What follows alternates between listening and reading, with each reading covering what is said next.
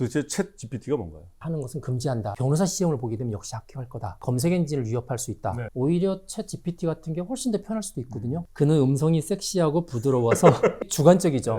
이제 이래서 이제 편파성과 공정성 이하의 챗 GPT의 대답은 좀 다르다라고 저는 생각을 합니다. 메타버스와 인공지능을 보는 세계경제. 오늘도 인공지능계의 세종대학 김명주 교수님과 함께하겠습니다. 안녕하십니까? 네, 안녕하세요. 요즘 챗 GPT 때문에 아주 세상이 시끄럽습니다. 뭐 테슬라 주가하고도 영향이 있는 것 같고.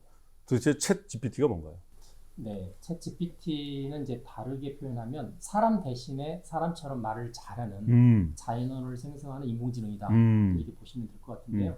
일반적인 사람보다 전문적인 지식들을 많이 가지고 있습니다. 네. 왜냐하면 인터넷상이나 아니면 디지털 이런 데이터로 보통 공개되어 있는 것들을 뭐 거의 대부분 다 학습을 해서 그걸 토대로 해서 대화를 진행을 하기 때문에 뭐 일상적인 대화뿐만이 아니라 여러 분야별의 어떤 전문가적인 대답도 아주 자연스럽게 사용을 하고 있습니다. 그래서 대화를 하다 보면은 사용자가 이게 사람보다 훨씬 더 똑똑하거나 진짜 사람 이상이다라고 느낄 정도고요. 그래서 요즘에 이제 새로운 자연 언어 이렇게 대화하는 이제 그런 소프트웨어 AI로 많이 알려져 있습니다. 정확한 그 용어의 뜻은 뭔가요? 네, 단어가 이제 합해져 있습니다. 챗이라는 게 채팅을 의미하고요. 그렇죠. 네. GPT라는 게 이제 인공지능 그 보통 자연어 생성하는 학습 모델 중에 하나인데 Generative, Pre-trained, Transformer. 네. 그래서 Generative는 이제 뭘 생성한다는 거죠. 지금처럼 언어들을 생성을 하고 Pre-trained라는 거는 얘가 동작하기 전에 어느 정도 학습을 통해서 훈련이 됐다는 뜻이고요. Transformer는 이제 아시는 것처럼 뭘 받아들여서 얘를 형태를 바꿔서 새로 만들어내는 거다. 이제 그런 의미를 가지고 있습니다. 네. 검색 엔진 그러면 정보를 주는 거 그러면 뭐 기계적인 느낌만 들었는데 영화 트랜스포머처럼 네. 기계가 말을 하고 그렇죠. 감정도 있고. 그렇죠. 정말 세상이 정말 영화처럼 뭐 변해가는 검색 것 엔진 같습니다. 같은 경우는 검색해서 검색한 대상을 그대로 보여주잖아요. 얘는 이제 트랜스포머라는 의미는 검색한 거를 자기 스타일로 변형을 시켜서 보여준다. 뭐 이렇게 보시면 더 좋을 것 같아요. 기계인데 개성이 있습니다. 그렇죠. 네. 대단합니다. 우리 GPT, 우리 이제 예전에 그 교수님께서 이제 구글의 람다 2 소개해 주셨잖아요. 네. 그 초거대 인공지능, 뭐 일종이라고 볼 수 있죠, GPT가. 네. 뭐 초거대 인공지능이 여러 개 있는데 이건 이제 굉장한 조직과 그 자본이 있어야 가능한 거거든요. 뭐 이전에도 보면 이제 아까 람다 2 같은 경우는 구글에서 만들었던 케이스고, 요 GPT 같은 경우는 오픈 AI라는 기업인데 원래는 이제 일론 머스크가 엄청난 돈을 투자해서 시작을 했고요. 현재는 마이크로소프트사가 실질적으로 운영을 하고 있는 이제 기업이라고 보시면 될 것 같아요. 그래서 이 초거대 인공지능은 그 안에 이제 기억할 수 있는 장소가 몇 개냐, 보통 파라미터라고 하는데 그 파라미터가 몇 개냐에 따라서 이제 그 거대 항맥 규모가 좀 커지는 것 같아요. 근데 지금 챗 GPT 같은 경우는 원래 GPT 모델이 3개예요. 1, 2, 3. 아, 그렇군요. 네. 현재는 GPT-3, GPT-3를 토대로 해서 하고요. GPT-1 같은 경우는 그 기억 장소가 한 1억 개 남짓, 1억 개 남짓이었는데 이제 GPT-2가 되면서 한 15억 개. 그러다가 지금 GPT-3가 1,750억 개. 네, 굉장하죠. 단위가 완전히 달라졌네요. 네, 그래서 거의 이제 사람의 머리에 있는 기억 장소, 보통 이제 저희가 분리할 때 시냅스라고 하는데 뇌세포와 뇌세포가 연결되는 그 시냅스의 거의 한 10분의 1 수준까지 쫓아오지 않았을까, 그렇게 많이 보고 있습니다. 네. 근데 뭐 챗 GPT 돌풍이 뭐 다른 인공지능의 돌풍에 비해서 뭐 거대한 태풍급입니다. 사실 작년 이제 2022년 11월 30일 날 처음 발표됐는데 지금 우리 녹화하고 있는 지금 뭐 석 달도 안 됐는데 굉장합니다. 그렇죠. 이제 뭐 여러 가지 원인이 있는데 다른 초거대 AI에 비해서 일반인들이 사용하기 굉장히 편해졌어요. 아무나 들어와서 쓸 수 있고 뭐 제한도 없고 현재는 무료고요. 그리고 얘는 이제 검색 엔진에 비해서 검색해서 그냥 엄청난 데이터를 이용자한테 던져주는 게 아니라 자기가 해석을 합니다.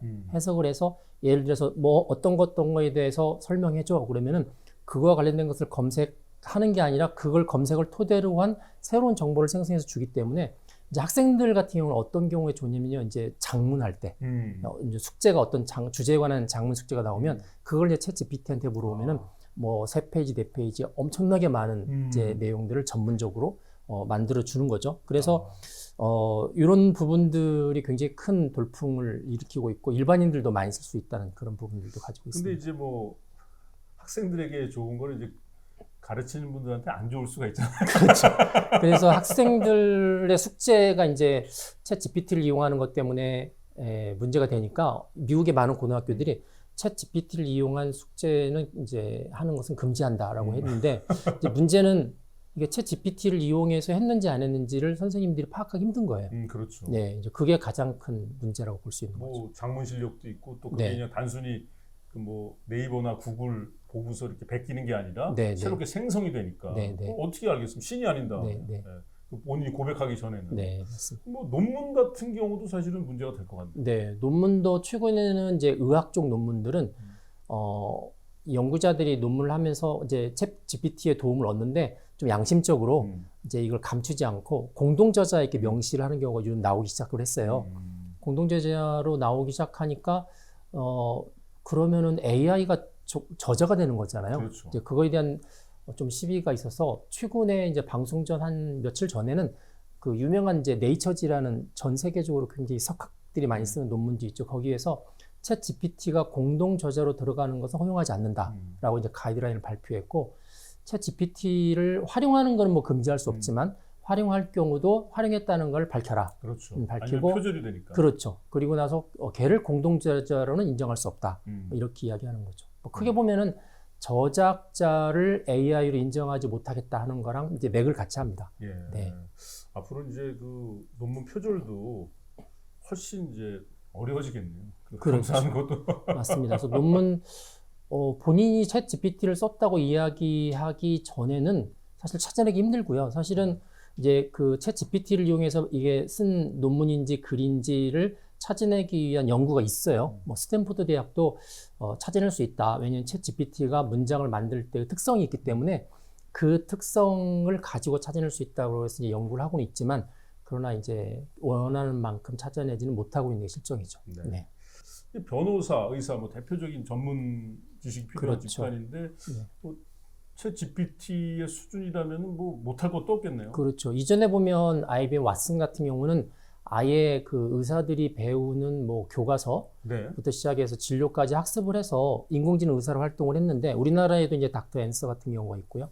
그런데 이제 챗 GPT는 사실은 그렇게 전문적으로 의학용 AI가 아니거든요. 네. 그런데도 이게 이제 신기하게 뭐 예를 들어서 그 미국 의사면허 시험이 있습니다. 의사면허 시험이 보통 1단계, 2단계, 3단계 이렇게 학년별로 보는 시험이 있는데, 이 의사면허 시험을 가지고 그 미국 캘리포니아주의 그 의료 스타트업 중에 하나인 그 앤서블 헬스에서 테스트를 해봤대요. 그랬더니 1, 2, 3 스텝을 합격선을 다 넘을 만큼 이 챗 GPT가 대답을 했다. 이렇게 이야기를 하는 거죠. 왜 그러냐면은 이미 인터넷상에도 의사 시험을 보는데 필요한 정보들이 이렇게 공개된 게 너무나 많이 있기 때문에 꼭 전문 의학 공부를 하지 않아도 인터넷에서 검색한 수준만 가지고도 뭐 미국 이 의사 면허 시험이 원하는 정도는 될 수 있다는 걸 보여준 거죠. 그래서 이제 이게 원래 사이트 가운데서 한 370개 정도가 오픈돼 있답니다. 그 중에서 챗 GPT가 풀 수 있는 거 한 300여 개를 가지고 실험을 해봤더니 역시 이제 합격권으로 나왔고, 이게 이제 의사와 쌍벽을 이루게 된 이제 변호사, 법조인이잖아요. 그렇죠. 이제 이것도 마찬가지로 그 미국 미네소타 주립대학에서 로스쿨에서 로스쿨을 어느 정도 공부한 학생들한테 이제 변호사 자격 시험 보는 문제가 있었는데, 이게 전부 이제 객관식이 객관식이 한 95개, 그리고 에세이가 한 15개를 쓰게 돼 있거든요. 이제 특히 에세이 같은 경우는 채점을 해보니까 어지간한 학생 중간 이상 정도 다 써서, 만약에 챗 GPT가 이 변호사 시험을 보게 되면 역시 합격할 거다. 뭐 이렇게까지 나오는 거죠. 네. 구글 CEO죠. 순다르 피차이가 네. 아마 작년 말에 이제 전체 AI 관련된 기획회를 하면서 이 챗 GPT가 그냥 무시할 수 있는 성격은 아니고, 오히려 구글이 원래 이제 검색 엔진 가지고 지금의 기업을 형성을 했잖아요. 네. 그러니까 구글의 가장 최고의 프로덕트 서비스인 이 검색 엔진을 위협할 수 있다. 네. 그러니까 이제 일종의 빨간 신호등이 켜졌다. 예. 이제 그렇게 이야기를 했고, 이거에 대한 대책을 세워야 된다. 예. 이제 이렇게 이야기를 했습니다. 그래서 구글이 그렇게 긴장할 정도고요. 사실은 이제 오픈 AI 그 뒷단에 이제 마이크로소프트사가 있는데, 마이크로소프트사도 빙이라는 검색 엔진을 가지고 있거든요. 근데 이제 구글에 비하면 사람들이 많이 쓰지 않습니다. 그렇죠. 비율이. 근데 그러기 때문에 빙에다가 이제 챗 GPT 기능을 이제 합성을 해서 제공을 해주면 이제 구글을 훨씬 잘 따라잡을 수 있지 않을까. 이제 그렇게 또 전략을 세우는 거죠. 저도 그래서 노트북 켜면은 주로 이제 뭐 네이버나 구글 통해서 검색하는데 이게 마이크로소프트의 빙이 자꾸 떠가지고 짜증이 나가지고. 네, 윈도우 운영 체제에서는 네. 기본적으로 빙을 예. 설치하기 때문에 네. 앞으로는 굉장한 좀 그 영향력을 끼칠 것 같은. 네. 뭐 그 뒷단에는 이런 게 있는 것 같아요. 구글은 넘버원이잖아요. 그리고 구글도 아까 람다2 이야기했지만 챗 GPT처럼 이 초거대 AI에 대한 연구를 사실 먼저 시작을 했거든요. 근데 먼저 시작을 했고 얘와 비슷한 이제 아까 트랜스포머 이런 것들을 가지고 있어요. 가지고 있는데 이제 문제는 이 답이 과연 검색 엔진이랑 이렇게 붙었을 때 정확할까? 사람들이 만족할까에 대한 이제 그런 리스크에 대한 부담이 있는 것 같아요. 그렇죠. 그러니까 이제 확 붙이지 못했고, 근데 오픈 AI라는 회사 자체는 약간 스타트업 성격이 그렇죠. 있다 보니까 이제 그 메이저 품목 이거잖아요. 그러니까 이걸 통해서 계속 뭐 바이럴 마케팅도 해야 되고 주력으로 끌어올려야 되기 때문에 이제 구글보다는 사실 거칠 게 없는 거죠. 그렇죠. 네, 이제 그런 상황이라고 보시면 될 것 같아요. 네. 그 축구 선수로 치면 이제 구글은 이제 메시 같은 수준이라서 네. 함부로 움직일 수 없는. 네. 그런데 이제 그 뭐 오픈 AI 같은 경우는 이제 다양한 시도를 할 수 있고. 네. 이 부분에서 사실 이제 마이크로소프트나 이제 그 구글 쪽에 뭐 건전하게 주식 투자하는 분들이라도 어느 쪽에 장기 투자를 해야 되나 고민되는 부분 중에 하나일 것 같은 생각이. 네, 최근에 보니까 뭐 구글이 큰일 났다, 뭐 네. 마이크로소프트가 뜰 거다 이렇게 해서 주식에 대해서 그쪽 방향으로 선회해야 된다 이렇게 말씀하시는 분들이 계세요. 근데 저도 이제 기술하는 사람이지만 이게 그렇게 쉽지는 않은 것 같아요. 그렇죠. 뭐 그것 때문에 잠깐 올라갈 수 있지만 결국은 좀 시간이 지나고 보면은 이 기득권이라는 거는 무시 못 하고요. 그리고 또 이제 연구된 배경, 또 그렇습니다. 시간이라는 측면에서는 네. 구글 쪽의 장기 투자가 맞다. 네. 뭐 이제 갑자기 주식 얘기를 잠깐 했는데 그 챗 GPT가 과연 그럼 구글 검색 엔진을 대체할 수 있는가? 네. 여기에 대해서 이제 질문을 던질 수밖에 그게 이제 가능성을 놓고 보면은 이제 장점이 보여요. 뭐 예를 들어서 검색 엔진 여러분들이 이용해 보시겠지만 뭐 하나 검색하면 뭐 수십 개, 수백 개, 수천 개 페이지 넘기면 보지도 못하는 결과들이 쫙 나오잖아요. 그렇죠, 그렇죠. 그거 읽는 것도 노력이고 시간인데 그렇죠. 이제 여기 챗 GPT 같은 경우는 그거를 통해서 결론에 해당되는 하나의 문장을 이렇게 제시해 주거든요. 네, 네. 생성해 주는 거죠. 그래서 검색 엔진은 검색한 결과를 주지만 얘는 검색한 결과를 토대로 새로운 지식과 어떤 지혜를 이렇게 생성해 주니까 이게 굉장한 장점이라고 그렇죠. 볼 수가 있습니다. 근데 이 장점을 이렇게 뒤집으면 단점이 될 수도 있어요. 그렇죠. 왜냐하면 수많은 결과를 가지고 얘가 뭘 생성한다고 그럴 때 그게 공정하게 생성할 걸까? 정확하게 생성한 걸까라는 이제 질문이 벌어지는 거죠. 그래서 정확성이나 공정성 혹시 뭐 차별이 있는 건 아닐까? 편견 같은 게 이제 그런 것들이 또 불안한 요소이기 때문에 이제 이 두 개의 장점과 약간 이제 약점, 단점 사이에서 줄다리가 좀 있을 것 같아요. 그래서 이거는 조금 더 지켜봐야 되고 챗 GPT가 만약 약점이라고 해당되는 부분들을 많이 줄이게 되면 이제 강점이 더 많이 부각이 돼서 그렇죠. 더 좋아질 건데 이제 하나의 변수가 있습니다. 하나의 변수가 뭐냐면 이거는 이제 아나운서나 저나 기성세대의 시각이에요. 그러니까 구글 검색 엔진을 많이 쓴 사람이 볼 때 챗 GPT는 좀 새롭잖아요. 그렇죠. 그리고 뭐 저런 게 힘이 있을 거야라고 생각했는데 이게 세대마다 조금씩 다릅니다. 예를 들어서 우리가 MZ 세대라고 볼 때 M세대 같은 경우는 구글 검색 엔진에 굉장히 익숙해요. 그렇죠. 근데 이제 벌써 G세대만 돼도 구글 검색 엔진을 쓰지 않고 유튜브를 씁니다. 그렇죠. 검색할 때 유튜브를 쓰고 동영상을 쓰는데 근데 지금 이제 새롭게 요즘 초등학생, 중학생까지 올라온 알파 세대 같은 경우는 이 유튜버보다는 그냥 말로 툭 던져서 탁 대답 듣는. 근데 그게 정답이 아니어도 그 검색한 걸 분석하고 읽고 그래서 자기의 어떤 주관을 집어넣는 시간 자체가 필요 없잖아요. 그러니까 이제 알파 세대 같은 경우는 오히려 챗 GPT 같은 게 훨씬 더 편할 수도 있거든요. 그래서 이제 어른들 시각에는 뭐 유튜브가 구글을 잡겠어? 그랬는데 상당히 많이 잡고 있고 이제 챗 GPT가 뭐 구글을 잡겠어? 그럴 때 이건 또 변수가 또 있지 않을까 세대에 따라서. 그래서 그 세대들이 이제 시간이 지나면 점점 자라올 거고 챗 GPT 같은 이제 초거대 AI가 더 많이 생길 거겠죠. 이제 그러면은 시장 판도가 좀 달라지지 않을까라고 기대를 해봅니다. 제가 뭐 배우는 거에 뭐 게으른 편은 아닌데 사실은 워드 속도가 안 늘어가지고 네. 그래서 저는 그냥 바로 알파 세대로 가서 말로만. 말로만. 네. 제일 편하죠. 네. 네, 그런 그런 식으로 가면 저는 알파 세대 하겠습니다. 네.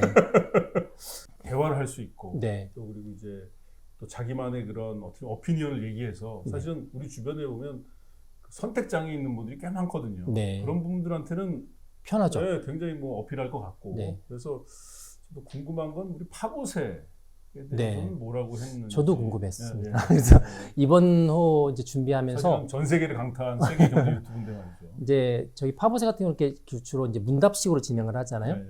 그래서 제가 이제 파보세에 관해서 일단 첫 번째 들어가서 파보세에 대해서 알고 있는지를 물어봤더니 불행히도 네. 아직까지는 모른다. 예, 그 이유가 뭐냐면 지금 챗GPT는 2021년도까지의 데이터를 토대로 해서 학습을 했어요. 물론 2021년도에도 파보세가 있었긴 하지만 그게 이제 어느 결론으로 끌어낼 정도로 충분한 학습 데이터가 없으면 잘 걸러지지 않거든요. 이제 그런 단점이 있어서 아마 나오지 못했는데 제가 이제 김범도 아나운서에 대한 이야기를 했더니 김범도 아나운서는 이렇게 히스토리가 있기 때문에 대답이 나왔습니다. 그렇습니다. 네, 그래서 제가 한번 읽어드리겠습니다. 어떻게 나오는지 그대로 토시 그대로. 김범도는 자 이제 제 말투가 아니고 제 GPT 말투입니다. 김범도는 MBC 아나운서로 잘 알려져 있습니다. 그는 여러 방송국에서 아나운서로 활동하였으며 특히 MBC 방송국에서 일하면서 그의 인기를 높였습니다. 그는 음성이 섹시하고 부드러워서 많은 듣는 사람들에게 인기가 많습니다. 이거 제가 만든 게 굉장히 아니고 정확한데요. 네. 네, 섹시하고 부드럽다는 거. 네, 이거 굉장히 주관적이죠. 이제 이래서 이제 편파성과 공정성 이야기가 나오기 시작을 하는 것 같습니다. 근데 저는 사실은 MBC가 첫 직장이고 방송국에 처음 했는데 네. 요거 좀 틀렸습니다. 여러 방송국에서 아나운서로 활동했다는 건 네. 잘못된 거고 아마 제가 연합회 활동하면서 타사 후배들하고 활동도 많이 하고 네. 사진도 많이 찍고 그래서 그거를 가지고 그럴 수도 있을 것 같아요. 굉장히 큰 오류가 있을 수 있겠다. 네. 근데 전체적으로 보면은 맞잖아요. 예. 전체적으로 보면 맞는데 그 중에 일부 디테일한 게 틀리다는 게 제일 큰 문제일 수도 있을 것 같아요. 네. 근데 이제 워낙 그 챗GPT의 한계도 있지만 뭐 마이크로소프트에서 이제 후원하는 방송이고 구글도 뭐 잡는다 하니까 많은 분들은 그냥 맹신할 수도 있는 그렇죠. 그런 위험도 있을 것 같고 그리고 이제 당사자 입장에서는 이게 나쁘지 않으면 이제 인용해서 내가 하는 이야기가 아니고 AI가 나에 대해서 이렇게 이야기한 거다. 인용해서 쓸 수가 있는 거죠. 저희가 이제 이 프로그램 중심 이제 준비하면서 이번에 파보세에 질문 몇 개를 하면 좋을까 해서 한 10개 정도를 뽑아달라고 그랬어요. 챗GPT한테 그랬더니 10개를 뽑아주더라고요. 그래서 얘는 이제 반복해서 대답을 하는데 또 제가 반복해서 10개를 뽑아달라고 한 3번을 더 했습니다. 그랬더니 질문이 한 3분의 1은 계속 똑같은데 3분의 1은 계속 바뀌어서 나와서 제가 그거를 전부 종합을 한 다음에 그 중에 이제 몇 개를 지금 사실 이제 질문으로 같이 썼었고요. 그 다음에 챗GPT한테 본인이 낸 질문에 대한 대답도 이렇게 들어봤는데 역시 이제 부드럽게 나오긴 하는데 많이 중복된 형태였던 것 같아요. 네. 뭐 정확도에 있어서는 아직 뭐 한계가 분명해 보이지만 어떤 뭐 그 자기 판단 또 그리고 새로움을 원하는 그 유저들에게는 굉장한 매력이 있는. 이게 이제 자연 언어에서는 한계인데 보통 이제 인공 언어가 있습니다. 가장 대표적인 거가 이제 컴퓨터 프로그래밍 언어죠. 뭐 C나 파이썬 뭐 이런 언어들은 이제 문법이 딱 정해져 있고 문법대로 쓰지 않으면 에러가 나오기 때문에 이거는 이제 언어인데 자연 언어보다 훨씬 엄격하죠. 그래서 이 챗 GPT에 또 어떤 기능이 있냐면 야, 이런 프로그램을 짜줘. C로 짜줘. 그러면 C 프로그램을 짜줍니다. 그런데 그게 문법이 엄격하기 때문에 정확하게 돌아가는 프로그램을 짭니다. 그래서 복잡한 거는 조금 이제 커뮤니케이션에 문제가 생기는데 간단한 경우 예를 들어서 C나 뭐 파이썬 같은 거 배우는 학생들이 한 몇 개월 배운 다음에 숙제를 내잖아요. 그 내는 숙제 정도는 챗 GPT는 거의 에러 없이 짤 수 있다. 그러니까 이렇게 객관적인 데이터 누가 봐도 참 거짓을 분명히 가릴 수 있는 데이터를 학습하는 경우는 정확하게 대답을 내는데 이제 그렇지 않은 경우는 역시 이제 에러도 포함을 하고 약간 모호한 것도 포함하고 그게 어떻게 보면 또 정상일 수도 있다는 생각을 합니다. 네. 근데 이제 중요한 건 챗 GPT가 자기 이런 약점, 단점을 알고 있나요? 네, 제가 그걸 이제 물어봤습니다. 물어봐서 챗 GPT한테 질문을 현재 수준에서 가지는 단점이나 제한점이 무엇인가라고 했더니 본인이 본인에 대한 이야기를 쭉 했어요. 몇 가지 했는데 재밌는 게 이제 저희들이 보통 이제 인간 엔지니어들이 유치했던 부분들을 상당히 많이 알고 있었는데 이제 첫 번째 중에 하나가 뭐냐면 이해력이 부족할 수 있다. 예를 들어서 학습 데이터를 토대로 해서 뭘 생성해내는 건데 해당 질문에 관한 학습 데이터가 없으면 아까처럼 저희가 파봇에 물어보니까 없다고 그러잖아요. 그러면은 얘는 파브세도 모르고 이상하다 이렇게 볼 수 있는 건데 이제 그런 것처럼 학습 데이터가 없는 영역에 대해서는 이해력이 없는 것처럼 보일 수 있다. 이게 이제 단점 중에 하나고요.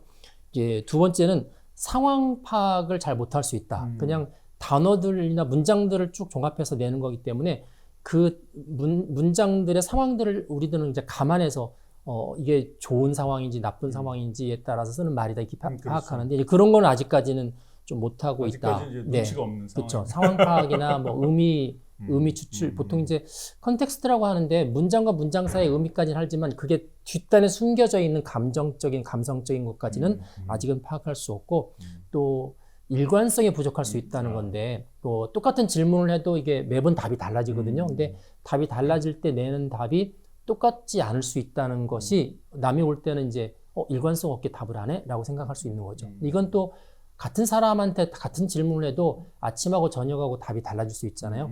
이제 어떻게 보면 좀 인간적인 면을 그대로 따라하는 거기 때문에 사람이 일관성 없는 거는 당연한 건데 챗 GPT가 일관성이 없다는 거는 단점처럼 부각될 수 있는 거라서 이런 부분들에 대해서 본인 스스로 이제 지적을 했고 그리고 이제 끝에 이제 이렇게 이야기를 합니다. 이러한 단점과 제한점을 극복하기 위해서 현재 많은 연구가 진행되고 있으므로 앞으로 더욱 성장할 것으로 예상됩니다. 이렇게 해피엔딩처럼 본인 스스로 대답을 했습니다. 근데 이 부분이 굉장히 저는 충격적으로 다가오는데요. 네. 사실은 뭐 파봇을 아직 모른다는 걸 보니까 갈 길이 먼 건 분명한 것 같은데 자기의 단점과 그 앞으로 어떤 식으로 발전해야 될지 자기 성찰한다. 이거는 좀 굉장히 좀 무섭게 느껴지죠. 약간 메타인지 비슷하죠. 보통 사람들이 인지하는 것들보다 상위에 있는 인지가 내가 뭘 모르는지 안다는 건데 인격의 성숙이잖아요. 아는 걸 안다고 하고 모르는 걸 모른다고 하는 게 군자라고 공자가 오래전에 얘기했던 것처럼. 이제 그런데 이제 보통 사람의 메타인지하고 좀 다른 점이 이런 단점들을 뽑아내게 된 데에는 그 단점들에 관한 데이터를 이렇게 준 거예요, 사람이. 주니까 그거를 역시 학습을 해서 이야기한 거고 이제 사람은 이제 그렇게보다는 본인이 본인에 대해서 느끼는 거잖아요. 스스로 자각하는 거기 때문에 사람이 말하는 메타인지하고 지금 약간 메타인지처럼 보이는 챗 GPT의 대답은 좀 다르다라고 저는 생각을 합니다. 근데 이제 사실은 뭐 공자이기도 했지만 소크라테스도 마찬가지고 예수님도 마찬가지고 우리가 뭘 모르고 있는지 그거를 알고 인정하는 것 이 인격의 가장 성숙한 부분이고 또 자기 객관화, 자기 성찰이 결국은 우리가 지향하는 그런 건데 어찌됐건 이런 챗 GPT도 자기의 단점, 또 문제점 이런 걸 계속 정보를 주면 자기 성찰에 어떤 기능을 주면 그런 군자 같은 또 그런 어떤 뭐 이렇게 무지의 질을 아는 그런 현인처럼 또 이렇게 자기 발전이 있겠죠. 자기 자신을 객관화해서 본 예수님처럼 그런 수준 갈 수 있는 건가요? 요게 이제 근본적인 건데요. 이제 모든 분야에 대답을 하기 때문에 사람들은 드디어 인공지능을 이렇게 분류할 때 1단계, 2단계, 3단계를 뭐 약, 강, 초 이렇게 구분하잖아요. 그래서 드디어 범용 인공지능이 나왔다라고 생각하는데 그렇진 않습니다. 이것도 역시 약한 인공지능이고요. 언어 분야만 잘하는 거고요. 아직까지는. 근데 이제 강인공지능이 되려면 자아의식이 있어야 되거든요. 그다음에 단어에 대한 개념을 이해를 해야 되는데 뭐 학교라고 해도 우리는 학교에 대한 개념을 이해하고 있잖아요. 근데 여기는 학교라는 단어들 뭐 이런 단어들에 관해서 이걸 합성해서 보여주는 거지 개념을 갖고 있지는 않기 때문에 우리가 생각하는 것처럼 뭐 사람이 스스로 어떤 문제를 자각해서 그 다음 단계로 나가는 형태의 어떤 인격적 도약 이런 것들이 현재 AI에서는 불가능하다라고 저는 보고 있고 그것처럼 느껴지려면 다시 그것처럼 느껴지는 문장들을 AI한테 줘서 학습을 시켜야 되는 거죠. 그럼 이제 그걸 학습해서 마치 그런 것처럼 대답을 하겠죠. 하지만 실제로는 이제 자아가 그런 건 아니어서 이제 이게 범용 인공지능 우리 삶과 같은 존재가 되려면 사실은 지금 기술이 아닌 전혀 다른 새로운 또 어프로치가 한 단계 더 들어와야 되지 않을까 저는 그렇게 생각을 하고 있습니다. 그래도 인간이 뭐 언어로 사고를 하기 때문에 이런 성찰의 언어까지 계속 반복해서 제공이 된다 그러면 형식적으로는 그게 무섭죠. 물론 이제 보통 기독교도 보통 이제 성경에 보면 뭐 태초에 하나님이 이제 천지 창조할 때 말씀으로 창조한다고 그러잖아요. 그래서 말이라는 게 대단히 중요한 도구이기 때문에 지금 AI가 많은 분야에서 응용 분야를 개발하고 있지만 이 자연 언어 처리의 부분은 사실은 역사적으로 보면은 시작 지점이면서 모든 다른 새로운 것들을 만들어내는 기초가 되는 거라서 우리들이 생각하는 것보다 더 많은 파장을 일으킬 수도 있다는 생각을 합니다. 오늘도 이렇게 새로운 정보를 너무나 알기 쉽고 또 전문적으로 설명해 주셔서 너무 감사합니다. 오늘도 큰 깨달음과 공부를 했습니다. 저의 영원한 챗 GPT 김명주 교수님 고맙습니다. 감사합니다. 네.